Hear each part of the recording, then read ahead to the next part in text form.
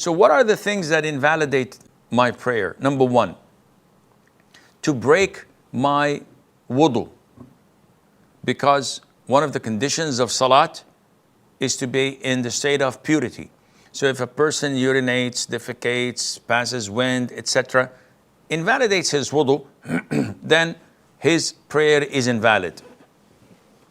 Imagine someone in prostration and he takes a nap, he sleeps, wakes up after 5-7 minutes and says, whoops, I took a nap.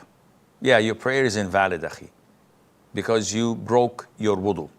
Number two, to be in touch with an impurity, an impure substance.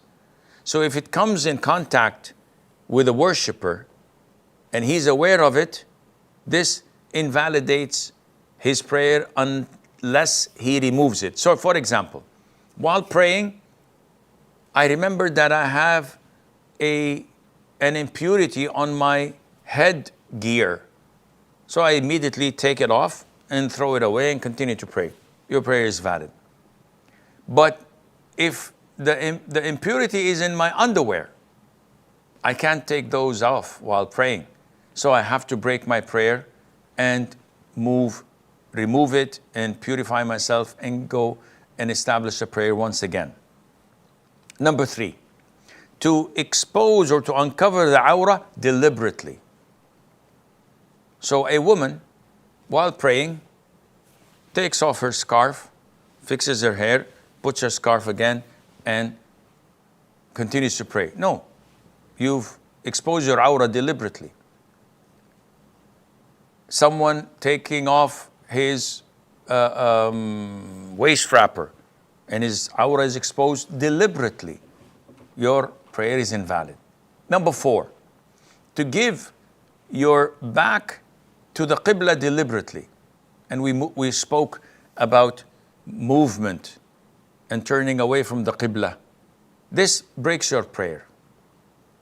Number five, to speak deliberately. So while in prayer, someone says to you, where did you put my wallet? And you said, it's on the table there. And you continue to pray.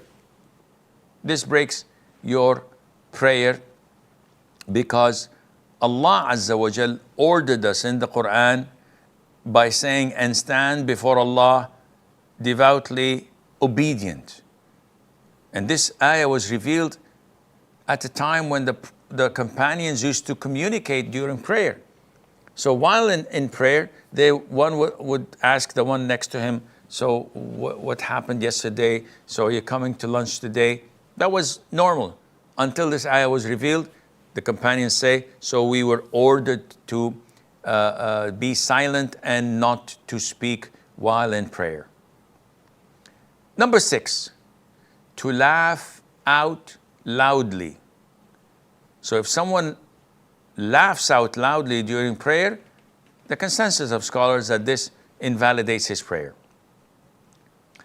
Number seven, among the things that invalidate a person's prayer, whether a man or a woman, is for a woman to pass in front of the worshipper, or a dog or a black dog would walk between the prostration spot and the standing position of an individual.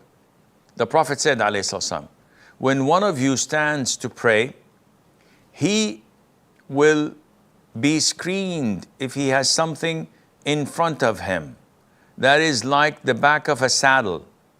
If he does not have something in front of him that is like the back of a saddle, which means that is this height, then his prayer will be interrupted.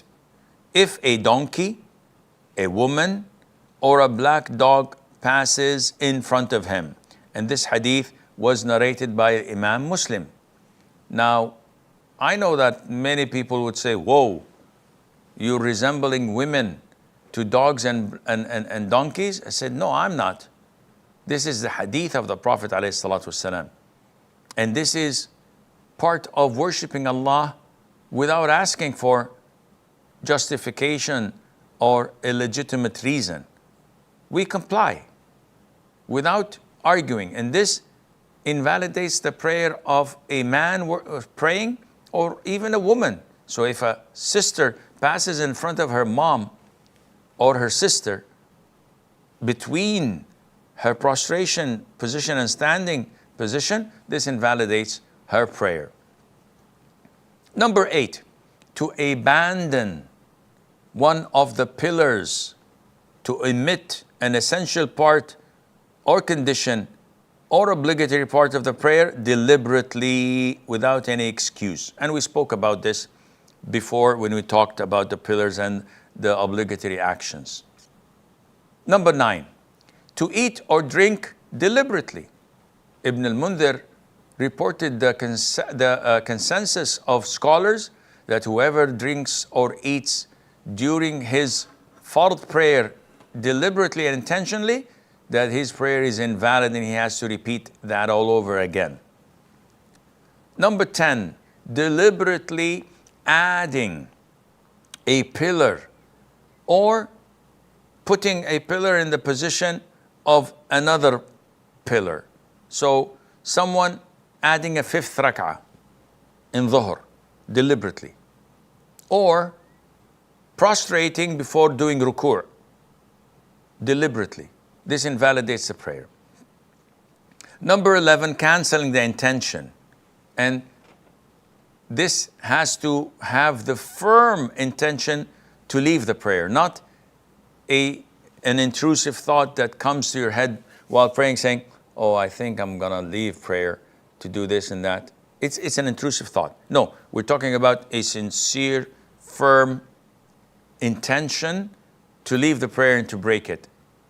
This invalidates the prayer.